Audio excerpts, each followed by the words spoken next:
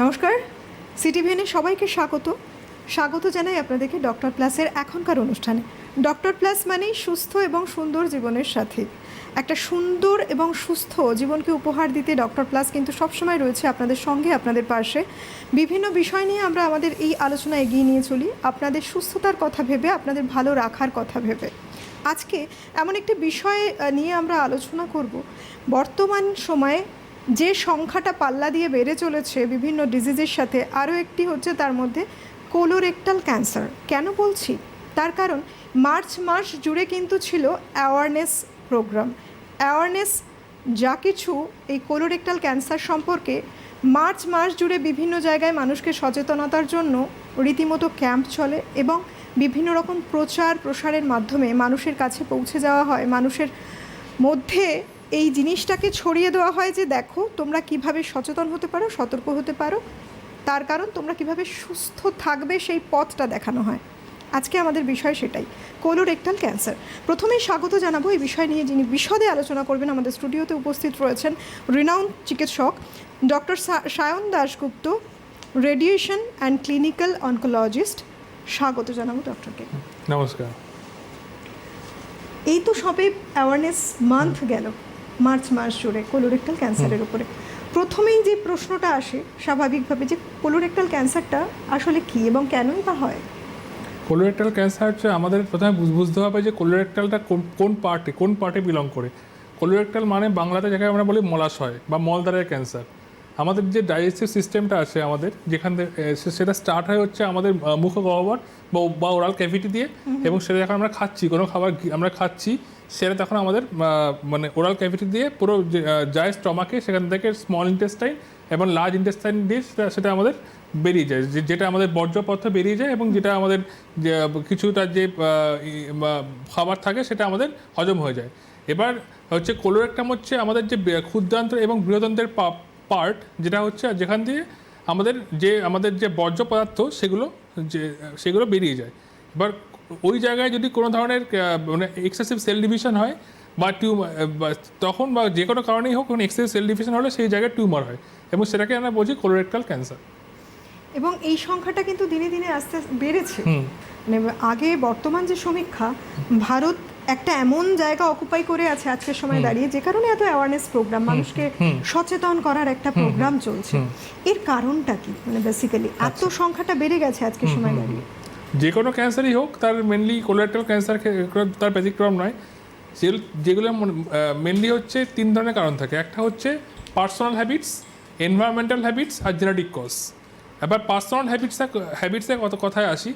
এখনকার মোস্টলি হচ্ছে যারা হচ্ছে সেডেন্টারি লাইফস্টাইল, মানে যারা কাজকর্ম করছে না, বা যারা ওবেস পিপল, বা যারা ডায়াবেটিস আছে, এবং তারা কিন্তু risk factor of colorectal cancer অনেক বেশি। এবং যারা কিন্তু রেড মিট খাচ্ছে, হাই ফ্যাটি ডায়েট, তারপর হচ্ছে যাদের হচ্ছে যারা মানে এক্সেসিভ মানে স্মোকিং করছেন, অ্যালকোহল খাচ্ছেন, রেড মিট খাচ্ছেন, মানে এবং হাই ফ্যাটি ফুড খাচ্ছেন, তাদের ক্ষেত্রে কিন্তু এই ক্যান্সার হওয়ার চান্স অনেক বেশি। এইগুলো মডিফাইবল ফ্যাক্টর আমরা যেগুলোকে আমরা মডিফাই করতে পারি, আমরা লাইফস্টাইল মডিফিকেশনের মাধ্যমে মানে কিন্তু কোলোরেক্টাল ক্যান্সারকে প্রিভেন্ট করতে পারি, এই জাতীয় জিনিসগুলো না করলে আর কি।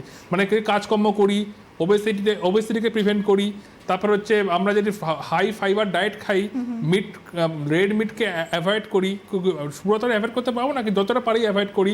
বাইরে জাঙ্ক ফুড বা প্রসেসড ফুড, যেটা খুব বেশি পরিমাণে এখন খাওয়া হচ্ছে, মানে আমেরিকান কালচার অনুযায়ী প্রসেসড ফুড, যেগুলো মানে অনেকদিন ধরে ধরুন টিনের মধ্যে খাবার, যেগুলো এখন সব জায়গায় পাওয়া যাচ্ছে, সেই রকম খাবার যদি কম খাই, সেক্ষেত্রে কিন্তু আগে যে প্রসেস হয়ে এসে কেউ সেটা জানে না। মানে কোনো রকম এমন নেই যে হয়তো মাসের পর মাস হতে পারে, সেটাকে প্রিভেনশন করে আমাদেরকে খাওয়ানো হচ্ছে। তো ন্যাচারালি আমরা জানি না সেটা কতদিনের পুরনো, কিন্তু ওগুলো আমরা খাচ্ছি আর কি। হ্যাঁ, এমন হ্যাঁ। আর কিছু কিছু হয় যেগুলো আনমডিফাইবল, মানে যেগুলো আমাদের হাতে নেই, সেই ধরনের কজগুলো এখন কিছু করার নেই। সেগুলো তাদের মধ্যে একটা হচ্ছে জেনেটিক কজ, মানে জিন গঠিত যে ক্যান্সার, সেটা জেনেটিক কজ। এটা কিন্তু আমাদের হাতে নেই, এবং এই জাতীয় হলে আমাদের হাতে থাকে না সেটা। এবং এই জাতীয় ক্যান্সার যেটা family history is important for colorectal cancer. মানে যাদের ফার্স্ট ডিগ্রি রিলেটিভ মানে কি, যাদের মা বাবা বা যাদের হচ্ছে ঠাকুমা ঠাকুরদা, হ্যাঁ, বা সিবলিংসের মধ্যে, মানে ভাই বোনের মধ্যে ক্যান্সার আছে, হ্যাঁ, রক্তের সম্পর্কে আছে, তাদের মধ্যে যদি ক্যান্সার থাকে তাহলে সেটা জিন দিয়ে তার নেক্সট জেনারেশনের মধ্যে থাকতে পারে, এবং এই জাতীয় জিনিসগুলো কিন্তু আমাদের হাতে থাকে না, এগুলোকে বলে আনমডিফাইবল রিস্ক ফ্যাক্টর। তো এই জেনেটিক কজ আর এই জেনেটিক কজ আর পার্সোনাল হ্যাবিটস, এই জাতীয় কজই হচ্ছে কোলোরেক্টাল ক্যান্সারের মেন কারণ। এবং আজকের সময় দাঁড়িয়ে যে মানুষের লাইফস্টাইল ফাস্ট লাইফ লিড করছে, তারা খাবার দাবারটা যেমন কন্ট্রোল করলে অনেক ডিজিজ থেকে বেরিয়ে আসা যায়, এই জন্যই বলা হয়। আর খাবার দাবার শুধু মানে যদি ভালো লাগলেও খাচ্ছে, বহু মানুষ আছে খেতে সবাই ভালোবাসে, কিন্তু সবার আগে একটা শরীরের সচেতনতা দরকার, নইলে কিন্তু এই ডিজিজগুলো আসছে। আপনাদের জন্য বলি, যারা ওপারে দর্শক বন্ধু রয়েছেন তাদের জন্য, আপনাদের এই অনুষ্ঠান আপনারা অংশগ্রহণ করতে পারেন, আপনাদের কোনো প্রবলেম নিয়ে অবশ্যই আসতে পারেন, ফোন লাইন্সের মাধ্যমে কথা বলতে পারেন, ডক্টর রয়েছেন আমাদের স্টুডিওতে। ফোন নাম্বার 6292242341, 6292242342, এই দুটো নাম্বারে আপনারা যোগাযোগ করতে পারেন সরাসরি কথা বলার জন্য। অবশ্যই আপনাদের যা কিছু প্রবলেম রয়েছে, আমরা আজকের বিষয়ে আলোচনা করছি কোলোরেক্টাল ক্যান্সার নিয়ে। এই সমস্যা বহু মানুষের মধ্যে রয়েছে, অনেক রকম কোয়ারিজ যা কিছু আছে সব প্রশ্ন রাখতেই পারেন। আজকে ডক্টর দেখুন, এই যে বর্তমান একটা সিচুয়েশন চলেছে, এতগুলো কারণ রয়েছে, পাশাপাশি মানুষ কিন্তু নিজেকে হয়তো কন্ট্রোল করতে পারছেন না। অনেকে আবার হয়তো এটাও বলবেন যে কোথায়, আমি তো খুব একটা বাইরের খাবার খাচ্ছি না, তবুও এরকম একটা ডিজিজ হতেই পারে, এই প্রবলেমটা হতেই পারে। তার সিমটমগুলো কি, মানুষ বুঝবেন কি করে? সিমটমস খুব ইম্পর্টেন্ট জানা, কারণ নাহলে মানুষ বুঝতে পারবে না। মেন সিমটমগুলো হচ্ছে যে কোনো ক্যান্সারে হচ্ছে সিভিয়ার ওয়েট লস, মানে খুব ওজন হ্রাস পাচ্ছে। মানে ওয়েট লস মানে যার ওজন 49 থেকে ওয়েট লস পেলে না, 50 ছিল 2 মাসের মধ্যে 45-40 এরকম ক্রমাগত হ্রাস পেতে থাকছে। এই তার সাথে হচ্ছে alternation of bowel habits. Alternation of bowel habits মানে হচ্ছে কারোর 1 মাসে ডায়রিয়া হচ্ছে, আবার তারপরে মাসে কনস্টিপেশন হচ্ছে, আবার কোষ্ঠকাঠিন্য। এবং ডায়রিয়া মানে তার দিনের মধ্যে হয়তো মানে প্রায় 10-12 বার পায়খানা যাচ্ছে আর কি। এবং লুজ স্টুল, স্টুলের মধ্যে ব্লাড প্লাস মিউকাস আসছে, হ্যাঁ। এবং তার সাথে ওয়েট লস, এবং তার সাথে হচ্ছে পেন অ্যাবডোমেন, মানে হচ্ছে পেট ব্যথা রাইট সাইডে বা লেফট সাইডে হতে পারে। তার সাথে অ্যানিমিয়া, মানে পেশেন্ট দিনকে দিন অনেক ক্ষেত্রে সিমটম, মানে কোলন ক্যান্সার তো আমাদের রাইটে হতে পারে, লেফটে হতে পারে, অ্যাবডোমেনের মধ্যে। এবার রাইট অ্যাবডোমেনে যেগুলো হয়, মানে যেগুলোকে আমরা কোলনের তো পার্ট আছে, অ্যাসেন্ডিং ডিসেন্ডিং, এই পার্টে। এবার যেগুলো রাইট কোলন ক্যান্সার বলি, সেগুলোতে কিন্তু সিমটম হয় না সেরকম, কিন্তু সেগুলো মেন হচ্ছে ওয়েট লস প্লাস অ্যানিমিয়া, মানে পেশেন্টের রক্ত অল্পতা হয়ে যাচ্ছে, পেশেন্ট জানতেও পারছে না, বা ব্লাড টেস্ট করছে হিমোগ্লোবিন 10, 9, 8 এরকম হতে থাকছে, প্লাস ওয়েটটা লস, মানে 50 কেজির বা 60 কেজির মানুষটা 30 কেজি হয়ে গেল, প্লাস অ্যানিমি, এই জাতীয় সিমটম হয়, প্লাস সেগুলো কিন্তু একটা মানে ভয়ের কারণ, হ্যাঁ। তার সাথে হচ্ছে আমরা বললাম bleeding, mucus plus blood with stool, তারপরে হচ্ছে মানে কনস্টিপেশন হচ্ছে, প্লাস ডায়রিয়া, কোষ্ঠকাঠিন্যে ভুগছে, আবার ডায়রিয়া হচ্ছে, হ্যাঁ। এই জাতীয় সিমটমগুলো যদি হয়, বা সকালে উঠে পায়খানাকে মানে জোরে পায়খানা পাচ্ছে, বা পায়খানা হচ্ছে না, খালি স্টুল আর মিউকাস বেরো, খালি ব্লাড আর মিউকাস বেরোচ্ছে, এগুলোকে বলে মেডিকেল ভাষায় টেনেসমাস। এবং এই জাতীয় জিনিসগুলো যদি হয়, তাহলে কিন্তু সাবধানে থাকতে হবে, এবং অবিলম্বে মানে খুব দেরি না করে ডাক্তার দেখাতে হবে, কারণ ক্যান্সার কিন্তু থেমে থাকে না। আজকে যদি ক্যান্সার মানে গ্রো করে, পরবর্তীকালে কিন্তু সেটা যে অর্গানে হয়, সেই অর্গান থেকে বিভিন্ন জায়গায় ছড়িয়ে পড়তে পারে, তখন একটা ছড়িয়ে পড়া ক্যান্সারে কিন্তু পুরোপুরি ট্রিটমেন্ট সম্ভব না। একদম তাই। এবং অর্গানগুলো এত কাছাকাছি একটার সঙ্গে আর একটা মানে রিলেট করে যাচ্ছে, খুব কাছাকাছি অবস্থান করে আছে। আর সেক্ষেত্রে মানুষকে এটা আগে বুঝতে হবে যে যখন কোনো সমস্যা হচ্ছে, মানে খুব বেশি ডিলে নয়।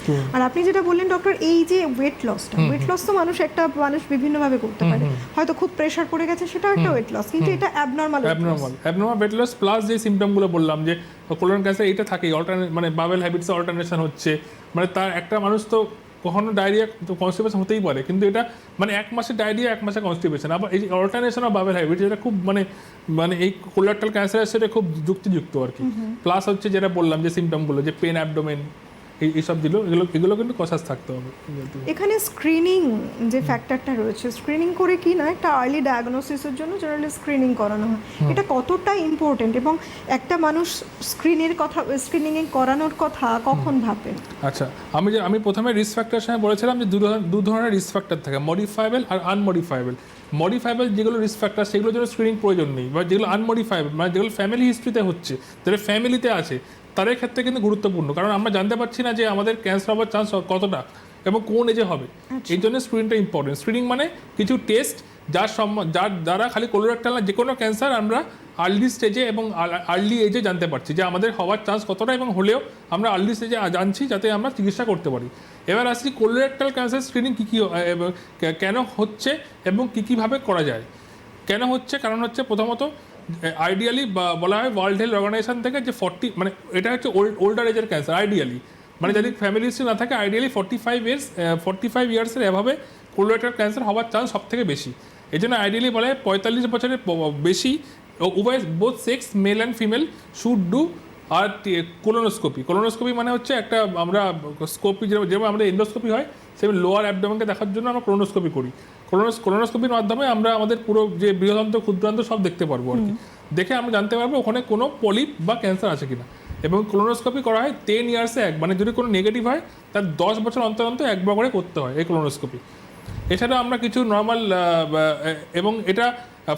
এবং যাদের ফ্যামিলি হিস্ট্রি আছে আমরা আগে বলেছিলাম তাদের ক্ষেত্রে কিন্তু আর্লিয়ার এজে করা হয়। মানে কারোর ধরুন বাবা বা মায়ের কোলন ক্যান্সার হচ্ছে 40 বছর বয়সে, তাহলে কখন কোলোনোস্কোপি করা উচিত? 40 বছর বয়সের 10 বছর আগে থেকে, মানে 30 বছর বয়স থেকে তাদের কোলোনোস্কোপি করা উচিত নেক্সট জেনারেশনের আর কি, যাদের ক্যান্সারটা না হয় আর কি। মানে এটা নিয়ম আইডিয়ালি বলছি 45 বছর, কিন্তু যদি ফ্যামিলি হিসেবে যে এজে হচ্ছে তার ঠিক 10 বছর আগে থেকে আমাদের সতর্কতা অবলম্বন করতে হবে এবং কোলোনোস্কোপির মাধ্যমে আমাদের সতর্কতা নিতে হবে আর কি। খালি কোলোনোস্কোপি না, এটা কিন্তু ব্লাড টেস্টের কিছু স্টুল টেস্টের মাধ্যমেও আমরা জানতে পারি, যেমন যেটাকে বলে ফিকাল ইমিউনোকেমিক্যাল টেস্ট। আমরা স্টুল স্যাম্পল ধরে রেখে তার ডিএনএ স্যাম্পলিং করে আমরা বিভিন্ন ল্যাবে কতটা চান্স আছে আমরা জানতে পারি। এবং ফিকাল ইমিউনোকেমিক্যাল টেস্ট যদি পজিটিভ হয় সেক্ষেত্রে আমরা কোলোনোস্কোপির দিকে যাবো, আর যদি নেগেটিভ হয় সেক্ষেত্রে 1 বছর পরে আবার আমরা ওই ইমিউনোকেমিক্যাল টেস্টটা করব।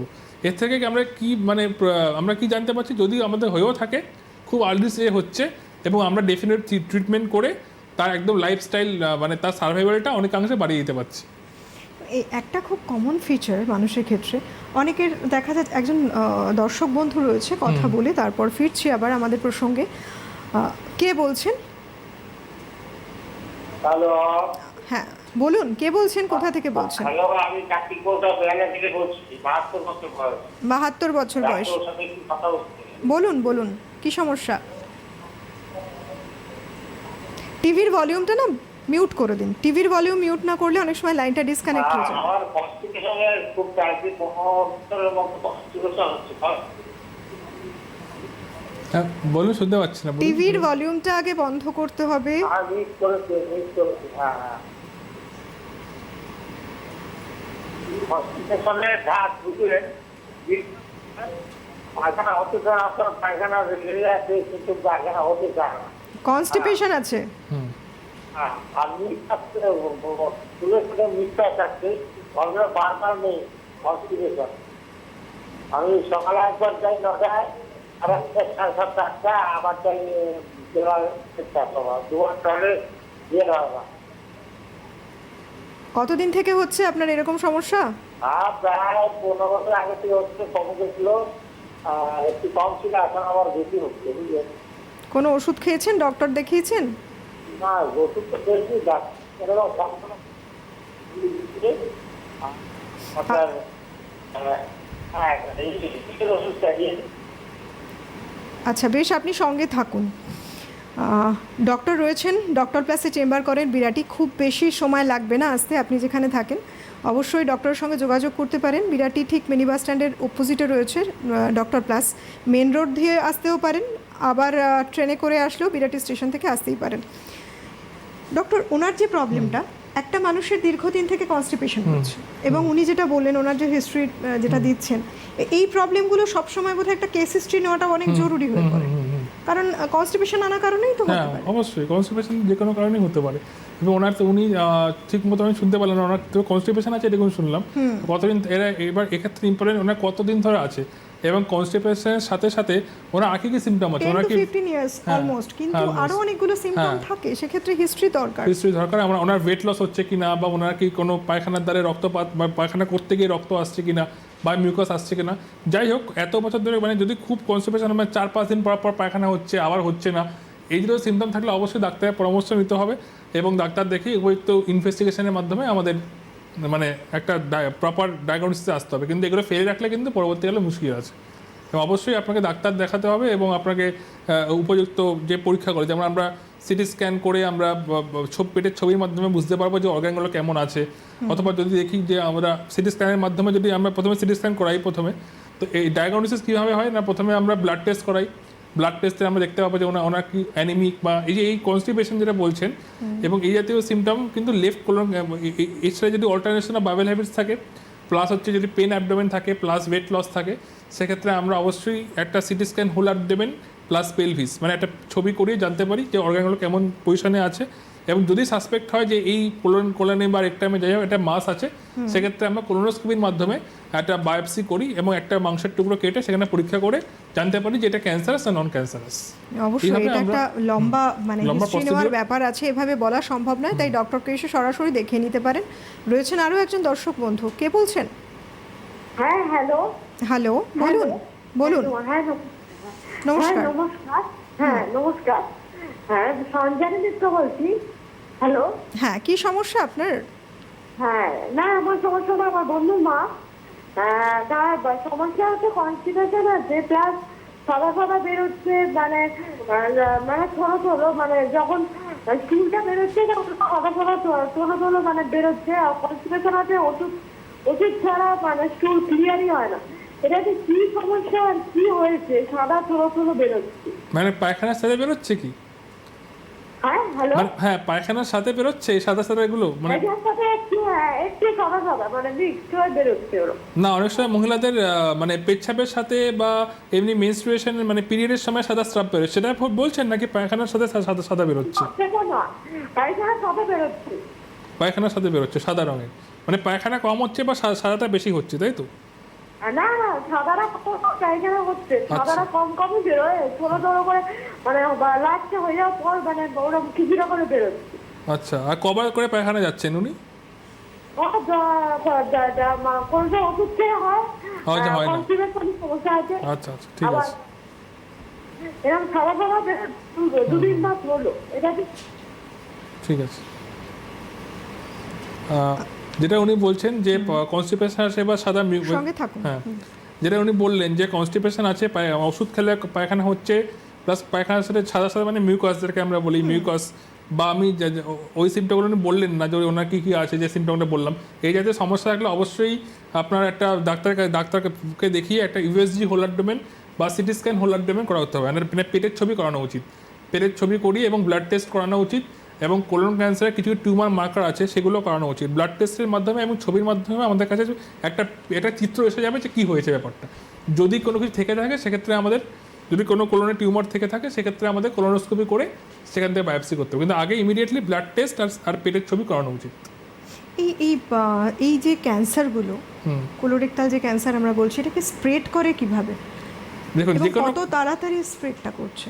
যে কোনো cancer, not only colorectal cancer, এই ক্যান্সার স্প্রেড করার দুটো জিনিস আছে। একটা হচ্ছে আমাদের যেমন শরীরের মধ্যে লিম্ফ্যাটিক সিস্টেম আছে, লিম্ফ দিয়ে মানে বিভিন্ন লিম্ফ দিয়ে এবং ব্লাড দিয়ে, রক্ত দিয়ে বিভিন্ন খাবার যেমন ছড়ায়, সেমন এই ক্যান্সারগুলো কিন্তু মেনলি লিম্ফ এবং ব্লাড দিয়েই ছড়ায় আর কি।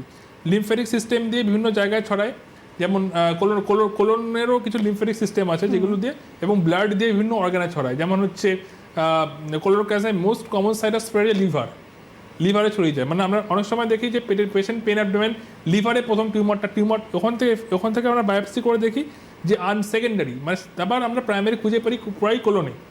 আচ্ছা, হ্যাঁ, এবং এরকম লিভারে হয়, আবার বিভিন্ন অর্গানে হতে পারে, লাংসে হতে পারে, ফুসফুসে ছড়িয়ে যায়। হ্যাঁ, কেউ শ্বাসকষ্টের প্রেজেন্ট করছে, প্লাস অল্টারনেশন বাবেল হ্যাবিটস, এবার সেখান থেকে আমরা জানতে পারি যে না তার লাংসে হয়েছে বা লিভার থেকে বা কোলন থেকে এই সব জায়গায় ছড়িয়েছে আর কি। খালি লাংস বা যে কোনো অর্গানে ছড়াতে পারে, এবং এই ছড়ানোকে আমরা বলি স্টেজ 4 বা মেটাস্ট্যাটিক কথাটা যখনই চলে এলো তখন হচ্ছে একদম শেষ স্টেজ বা স্টেজ 4। এই জাতীয় ক্যান্সার থেকে কিন্তু তখন আর আমরা ফিরিয়ে আনতে পারি না পেশেন্টকে, কিন্তু এখন মডার্ন চিকিৎসা পদ্ধতির মাধ্যমে আমরা কিছুটা পেশেন্টের ওভারঅল 5 ইয়ার সার্ভাইভাল বা ওভারঅল সার্ভাইভালকে বাড়াতে পারি। কিন্তু এর আগের যে স্টেজগুলো বললাম, যেগুলো ছড়ায় নি আর্লি স্টেজ আর কি, স্টেজ 1, স্টেজ 2, স্টেজ 3, এই জাতীয় যেগুলো ছড়ায় নি, সেই ক্যান্সারগুলো উপযুক্ত ট্রিটমেন্টের মাধ্যমে কিন্তু আমরা পেশেন্টের সার্ভাইভাল এখন 5 ইয়ার সার্ভাইভাল 91 থেকে 100% আমরা করতে পারি। এই জন্য বললাম যে কোনো কিছু ডিলে করা উচিত না, সামান্য সিমটম হলেই উপযুক্ত ডাক্তারের কাছে যাওয়া উচিত এবং পরামর্শ নিয়ে তার কথা মতো চিকিৎসা করা উচিত এবং অনকোলজিস্টকে দেখানো উচিত। মানে প্রগনোসিস কেমন আছে, মানে প্রগনোসিসের অ্যাকচুয়ালি সি এর মানে কতগুলো স্টেজ থাকে, কোন স্টেজ থেকে কিওর পসিবল? দেখুন, যে কোনো ক্যান্সারে আমরা কোলোরেক্টাল ক্যান্সার 4টে স্টেজ হয়।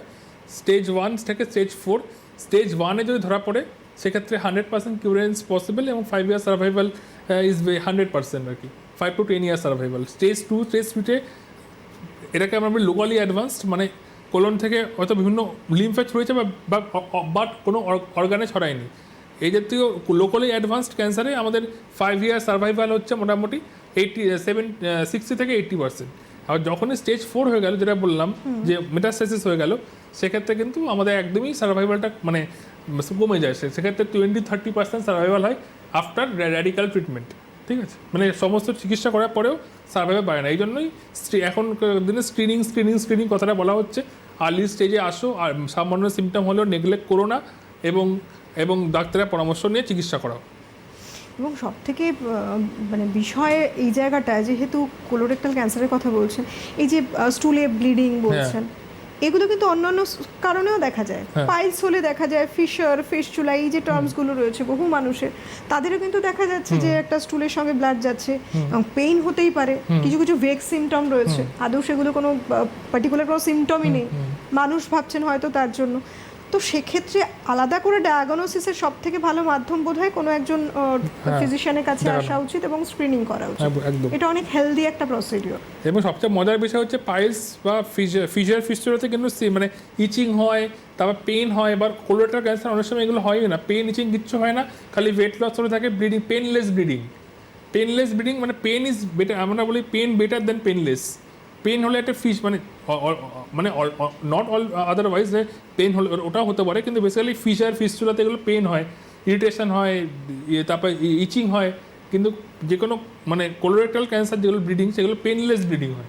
এটা কিন্তু একটা ডিফারেন্সিয়েটিং ফিচার হিসেবে বলা যায় আর কি। প্লাস ওয়েট লস যেটা বললাম, পাইলস ফিস্চুলা ওয়েট লস কিন্তু হয় না, কিন্তু এখানে ওয়েট লস হচ্ছে। আচ্ছা, তার মানে এগুলোকে ভালো করে সতর্কতার সাথে ভাবা উচিত। লেটেস্ট ট্রিটমেন্ট কি আছে ডক্টর? লেটেস্ট ট্রিটমেন্ট হচ্ছে যে কোনো মানে যখন মানে নন মেটাস্টেটিক মানে নাচ ছড়ানো ক্যান্সারে, কোলোরেক্টাল ক্যান্সারে আমাদের মেন ট্রিটমেন্ট ইজ সার্জারি, মানে অপারেশন।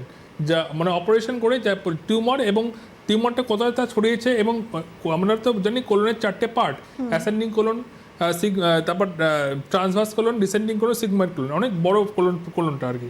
এবং কোন কোন পার্টে ছড়িয়েছে ওটা আমরা হ্যাঁ, এবং সেটা আমরা দেখতে পাবো, এবং তার মাধ্যমে আমরা সেই অর্গানটাকে, সেই টিউমারটাকে, বা যদি অনেকটা ছড়িয়ে যায় সেক্ষেত্রে সেই অর্গানটাকে কেটে বাদ দেবো।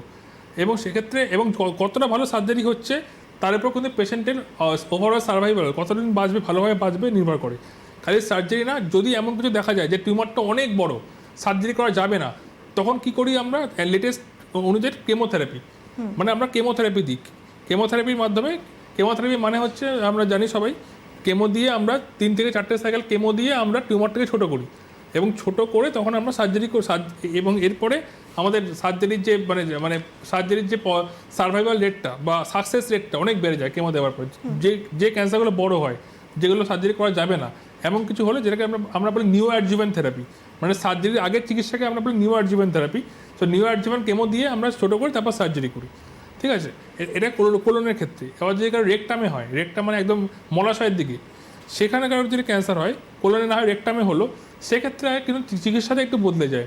রেকটাম বা মলাশয় হলে আমরা আগে সার্জারি করি না, আগে আমরা আমাদের লেটেস্ট পদ্ধতি যেটা আমরা বলি রেডিওথেরাপি। রেডিওথেরাপি মানে তো বলা যাবে না, ওটা প্রায় 10 দিন লাগে বলতে, কিন্তু সংক্ষেপে কি না, এক্স-রের মাধ্যমে আমাদের চিকিৎসা, মানে এক্স-রের মাধ্যমে আমাদের চিকিৎসা, মানে পেনলেস প্রসিডিউর একটা রেডিওথেরাপি, লেটেস্ট প্রসিডিউর। রেডিওথেরাপির মাধ্যমে এবং কনক্রান্ট কেমো রেডিয়েশনের মাধ্যমে আমরা প্রথমে চিকিৎসা করি। আমরা 28 ফ্র্যাকশন রে দিই সেখানে আমরা প্রতিদিনে, এবং তারপর রেডিয়েশনের 1 থেকে 1.5 মাস পরে আমরা সার্জারি করি, এবং সার্জারিরও 1 থেকে 1.5 মাস পরে আফটার দ্য স্টিচ কেটে দেওয়ার পরে আমরা কেমো দিই। এইটা হচ্ছে as a whole gist treatment for colorectal cancer. মানে মানুষের এতটা ভয়েরও কোনো কারণ নেই না, অনেকটা। এবং সব থেকে যেটা বড় বিষয়, মানুষ যখনই জানতে পারলেন যার একটা কোলোরেক্টাল ক্যান্সার রয়েছে, তিনি মেন্টালি অনেকটা অ্যাফেক্টেড হয়ে যান, এবং মেন্টালি অ্যাফেক্টেড হওয়ার কারণে তিনি কিন্তু আর ফিজিক্যালি যে কি স্টেপ নেবেন, নেক্সট কি স্টেপ নেবেন, সেটা ভাবতেই পারেন না। সবার আগে যেটা প্রয়োজন, যে আপনার যখন সমস্যা হয়েছে, প্রত্যেকটা মানুষের যখন সমস্যা মানুষের নেগলি, আমরা এত বছর প্র্যাকটিসে আমরা দেখেছি, মানে মানুষ নেগলিজেন্ট আর কি, যতক্ষণ না পর্যন্ত একদম মানে সিমটম হয়ে মানুষ একদম মানে এতে দেখেছি সবার ক্ষেত্রে না, বাট আমরা প্র্যাকটিসে 80% কেসে মানুষকে দেখেছি আর কি, মানে তারা ভুল পথে চালিত হচ্ছে বা বা অনেক সময় চিকিৎসা না করে ভাবছে কিছু হয়তো কিছু হবে না, এইরকম করে লাস্টে গিয়ে তারা আরও সিমটমটাকে বাড়িয়ে ফেলছে, স্টেজটাকে বাড়িয়ে ফেলছে, তারপর লাস্টে যে হয়তো ডাক্তারের কাছে পরামর্শ নিচ্ছে, মানে একদম লিভার মেটস হয়ে গেছে, লাঙে ছড়িয়ে গেছে, তখন হয়তো ডাক্তারের কাছে আসছে, কিন্তু যখন আর্লি স্টেজ ছিল তখন আসেনি। এরকম কিন্তু আমরা প্রচুর ক্ষেত্রে দেখতে পাচ্ছি আর কি, যেটা এবং এই জাতীয় ব্যাপারে সচেতন হতে হবে এবং ভুল জায়গায় পা দেওয়া যাবে না এবং উপযুক্ত ডাক্তারের পরামর্শ নিতে হবে। এটা ভীষণ ইম্পর্ট্যান্ট যে কোথায় তারা দেখাচ্ছেন, কোথায় তারা যাচ্ছেন, এবং একজন ডক্টরকে যদি দেখালেন তবে তার সাজেশন, তিনি যা যা সাজেস্ট করবেন সেই সাজেশনটা মেনেও তাকে চলতে হবে। এবং আরেকটা জিনিস বলছি যে ক্যান্সার হলে মানে ইনস্ট্যান্ট অ্যাকশান নিতে হবে, মানে আপনি কোথায় গেলেন ব্যাপারটা তো গুরুত্বপূর্ণ না, আপনি চিকিৎসাটা করলেন কি করলেন না এটা ইম্পর্টেন্ট। আপনি হয়তো মানে যে কোনো জায়গায় গিয়ে 2-3 মাস চলে গেল, সেখানে 2-3 মাসে কিন্তু আপনার জন্য ওটা পড়ে থাকলো না, ওটা কিন্তু 2-3 মাস স্প্রেড করে গেল, কিন্তু আপনাকে ইনস্ট্যান্ট আপনাকে জানতে হবে যে আপনার আশেপাশে কোথায় এই ক্যান্সারের চিকিৎসা হয় এবং সেখানেই আপনাকে ইনস্ট্যান্ট গিয়ে চিকিৎসা করাতে হবে। আপনার কিন্তু time is valuable for every day counts, not in colorectal cancer, in any cancer, every day counts. একদম, এক একটা দিন, এক একটা মুহূর্ত, এক একটা সময় খুব মূল্যবান সে সময়, কারণ খুব তাড়াতাড়ি স্প্রেড করে যায়, কেসগুলো খুব তাড়াতাড়ি ছড়িয়ে পড়ে। আর যেরকমটা আজকের সময় দাঁড়িয়ে অনেক মানুষ সচেতন, বিভিন্ন জায়গার মাধ্যমে আপনারা ইনফরমেশন পাচ্ছেন, প্যারালালি ডক্টর কিন্তু নিজে বলছেন যে খুব তাড়াতাড়ি ব্যবস্থা নেওয়াটা সবার আগে প্রয়োজন, তার জন্য সচেতন হওয়াটা অনেক আগে দরকার। ডক্টর, কতজন অ্যাফেক্টেড হতে পারে? আচ্ছা, এবং এটা কিন্তু ইনক্রিজিং ট্রেন্ড একটা, আমরা এপিডেমিওলজি বা দেখো এপিডেমিওলজি মানে নেচার, আমরা ওয়ার্ল্ড ওয়াইড অথবা আমরা যখন ইন্ডিয়াতে আমরা যা দেখেছি যে 2020-তে আমাদের এই ওয়ার্ল্ড মানে ইন্ডিয়াতে টোটাল এফেক্টেড ছিল 65,000, যেটা 2025-এ বলা হচ্ছে যে প্রায় 1,70,000 মানুষ এফেক্টেড হতে পারে কোলোরেক্টাল ক্যান্সারে। হ্যাঁ, এবং অনেকটাই বেড়ে গেছে, এবং এটা মেনলি আরবান এরিয়া দেখা যাচ্ছে, মানে আরবান এরিয়া মানুষদের তারা মানে এবং সোকল বড় লোকদের এটা বেশি দেখা যাচ্ছে, মানে যারা মানে লাইফস্টাইল সেডেন্টারি লাইফস্টাইল আগে বলেছে ওবেসিটি বা ফ্যাট ফুড এই জাতীয় খাচ্ছে, আরবান এরিয়া মানে শহরের দিকে বেশি দেখা যাচ্ছে দেন গ্রামের দিকে আর কি, সবারই হচ্ছে, বাট এটা বলে আরবান এরিয়ায় মোর দেন দ্য রুরাল এরিয়া। হ্যাঁ, এবং এই জন্য ইনক্রিজিং ট্রেন্ডের জন্যই এখন স্ক্রিনিংটা খুব উঠে এসছে। খালি কোলোরেক্টাল না, প্রতিটা ক্যান্সারের স্ক্রিনিং টাইম আছে, যে মানে মান্থ আমরা করছি, যেমন ব্রেস্টে আমরা October is the breast cancer awareness month, March is the colorectal cancer awareness month, বা November is the prostate cancer awareness month. এই জন্য আমরা এবং আমরা চেষ্টা করছি যে বিভিন্ন জায়গায় গিয়ে গিয়ে এটা প্রচার করা, কারণ এত বেড়ে যাচ্ছে ক্যান্সার সত্যিকারের, মানে 2030-তে বলা হচ্ছে নাকি প্রত্যেকটা ঘরে একজন করে ক্যান্সার পেশেন্ট থাকবে এই তো। এবং আমাদেরকে কিন্তু ওয়ার্ল্ড মানে আমাদের সোকল ডেভেলপ কান্ট্রি যারা আমেরিকা, ইংল্যান্ড, ওখানে কিন্তু স্ক্রিনিং একটা মানে স্ক্রিনিংয়েরও একটা ওপিডি হয়, যাতে ক্যান্সার হওয়ার আগেই আমরা this prevention is better than cure, কারণ ক্যান্সার হয়ে যাবে আগে আমাদের সচেতন হতে হবে। এক্স্যাক্টলি, এই কারণে অ্যাওয়ারনেস প্রোগ্রাম এত করা হচ্ছে, একটা লম্বা মার্চ মাস জুড়ে অ্যাওয়ারনেস চললো। সুস্থ থাকুন, আর সুস্থ থাকার জন্য সচেতনতা অনেক প্রয়োজন। আপনাকে অসংখ্য ধন্যবাদ জানাই ডক্টর, ধন্যবাদ জানাবো যারা ওপারে আপনারা রয়েছেন। এখনকার মতো আজকের মতো ডক্টর প্লাস এই পর্যন্তই, নমস্কার। নমস্কার।